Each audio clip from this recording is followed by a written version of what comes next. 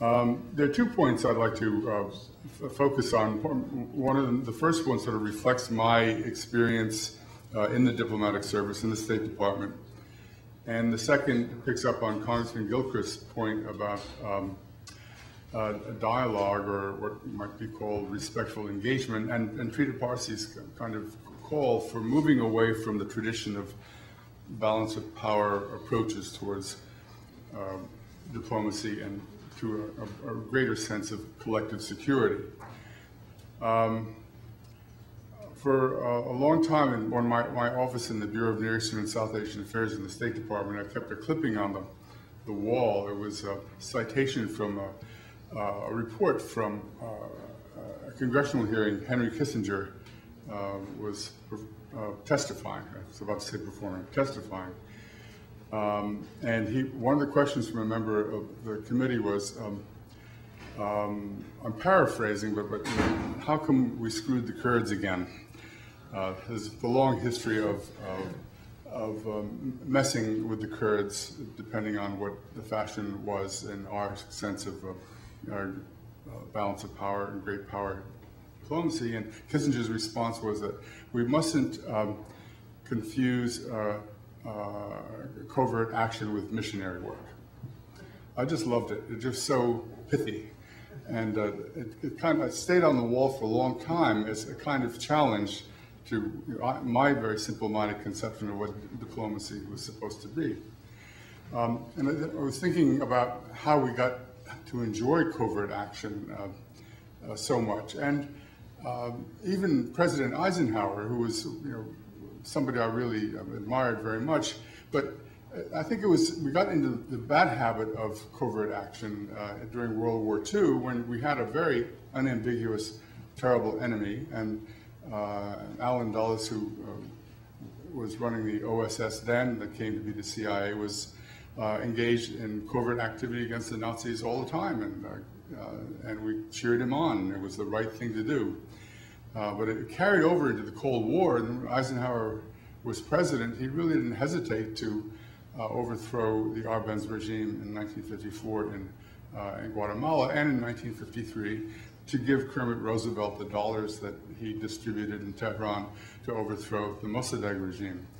It was just something you did. It was almost a parlor sport for the Yaleys who populated. It gets reduced into a struggle between good and evil, and the Antichrist is always there.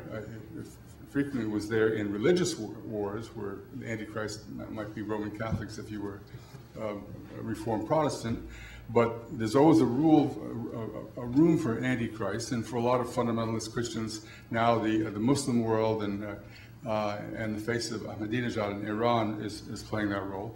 And for Israel, and I'm more sympathetic to Israel in the sense, from the book of Exodus, Amalek, the tribe that was always attacking the Jews no matter what, just for the fun of attacking Jews while they were wandering for 40 years in the desert on the way to the Promised Land.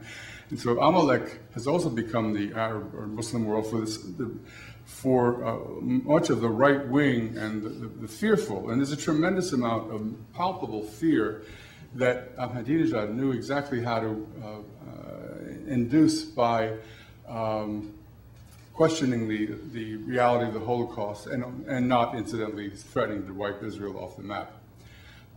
Jews, especially Ashkenazi Jews, had faced that threat before, and they just didn't, it's not easy for them to simply sort of dismiss it as posturing. So you have that set of evil. It's been very strong in ascendancy in the beginning of this administration. And there are pockets still. I think I agree with Jim Moran that they've lost their credibility. It's harder for them, and they've also broken the army, so it's harder to plan or engage in a military activity. But there's still some who have a real hunger for it, for hitting Iran, and that sort of takes me to part two, picking up on Congressman Gilchrist's concept of dialogue, of respectful engagement, of talking to people as a more mature way of managing the relations and affairs of state. And And Rich mentioned former President Khatami, who wanted very much to come to the Washington National Cathedral, and he did. The cathedral responded to the inquiry whether Khatami could be invited to speak in the nave. It was very important to him, and that really gives us some kind of indication of one area of engagement with the Iranians, given the fact that it is a regime of mullahs and ayatollahs, and taking a theme from Khatami's speech in the nave of the cathedral last September 7th, it was very much in the Abrahamic context, the Muslim-Christian-Jewish relationship, and the coexistence of reason and revelation from his perception. And we are finding that the Bishop Chain of the Washington Diocese, with the cathedral at his back, is pursuing that, where Khatami's Foundation for the Dialogue of Civilizations is co-hosting a meeting in Oslo next month with the Club of Madrid of retired heads of state and government on the subject of religion, peace, and extremism.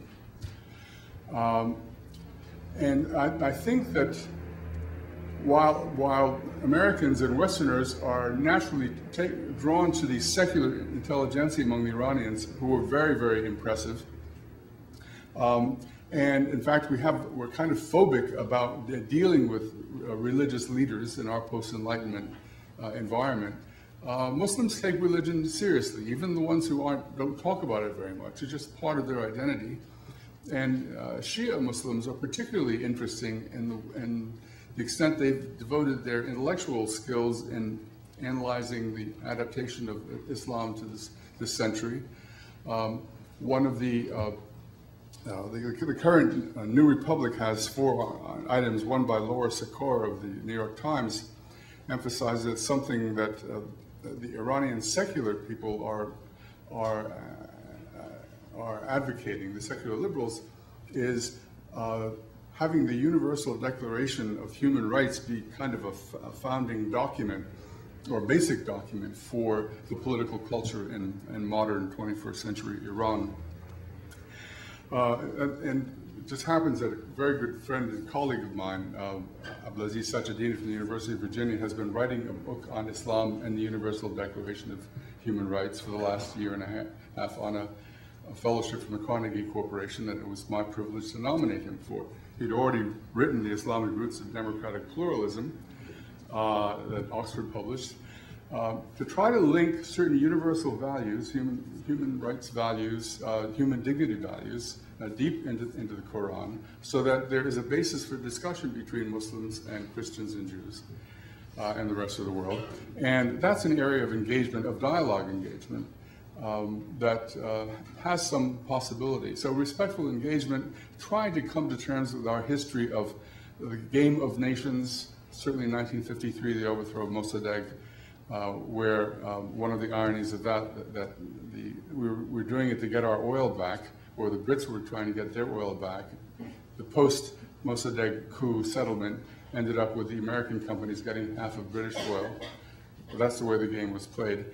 It's especially important for members of Congress to really hold the feet of any administration to the fire within this context of game playing and thinking about memory and the importance of dignity and self-respect in all of our relationships. And I really applaud the effort to develop this bipartisan caucus on dialogue and the reaffirmation, especially since the last elections, of the Congress playing its role as a separate branch of government and trying to bring some sense into our relationship with the rest of the world. Amen.